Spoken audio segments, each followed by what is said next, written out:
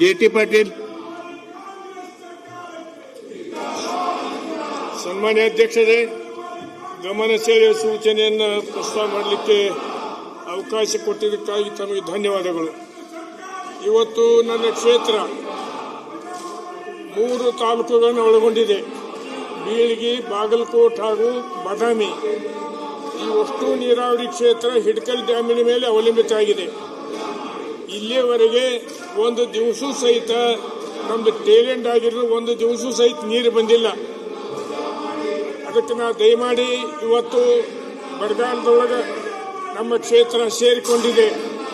ರೈತರಿಗೆ ನೀರಿನ ಅವಶ್ಯಕತೆ ಭಾಳ ಇದೆ. ಅದಕ್ಕೆ ನಾನು ವಿನಂತಿ ಮಾಡ್ಕೋತೀನಿ, 3 ವರ್ಷದೊಳಗೆ ಒಟ್ಟು 3 ಸರಿ ನೀರು ಬಂದಿದೆ. ಈಗ ಒಮ್ಮೆ ಬಂದಿಲ್ಲ ಈ ವರ್ಷದೊಳಗೆ. ಅದಕ್ಕೆ ನಾನು ನಿಮ್ಮ ಅಧ್ಯಕ್ಷರ ಮುಖಾಂತರ ಮಂತ್ರಿಗಳಿಗೆ ಮನವಿ ಮಾಡ್ಕೋತೀನಿ, ಕನಿಷ್ಠ ಈಗ 10 ದಿವಸ ನೀರು ಬಿಡಲಿಕ್ಕೆ ನೀವು ಆದೇಶ ಮಾಡಬೇಕು.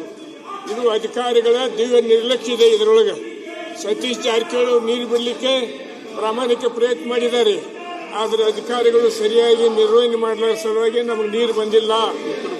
ಅದಕ್ಕೆ ಅಧ್ಯಕ್ಷರೇ, ಸಾಮಾನ್ಯ ಅಧ್ಯಕ್ಷರೇ, ತಮ್ಮ ಪೀಠದಿಂದ ಸರ್ಕಾರಕ್ಕೆ ಆದೇಶ ಮಾಡಿ, ಮಂತ್ರಿಗಳಿಗೆ ಆದೇಶ ಮಾಡಿ, ಕನಿಷ್ಠ 10 ದಿವಸ ನಮ್ಮ ಬೀಳಗಿ, ಬಾಗಲಕೋಟ್ ಹಾಗೂ ಬಾದಾಮಿ ಹಳ್ಳಿಗಳಿಗೆ ನೀರು ಬಿಡಲಿಕ್ಕೆ ಕ್ರಮ ಕೈಗೊಳ್ಳಬೇಕನ್ನುವಂಥದ್ದನ್ನು ನಿಮ್ಮ ಗಮನಕ್ಕೆ ತರಲಿಕ್ಕೆ ಇಚ್ಛೆ ಮಾಡ್ತೀನಿ.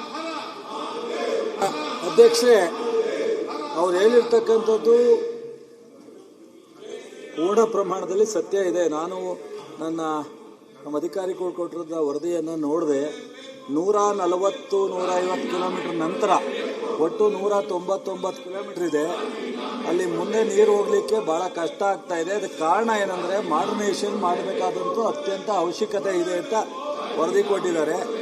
ಆದರೆ ಮಾಡರ್ನೈಸೇಷನ್ ಮಾಡ್ತಕ್ಕಂಥದ್ದು ಒಂದು AIBP ಯೋಜನೆ ಅಡಿನಲ್ಲಿ ಸಲ್ಲಿಸಿದ್ದಾರೆ. ಅದು ಸ್ವಲ್ಪ ನಿಧಾನ ಆಗ್ಬೋದು.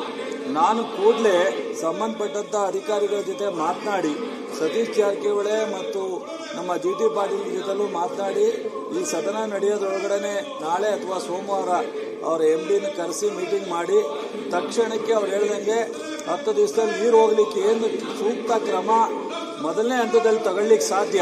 Modernisation secondary.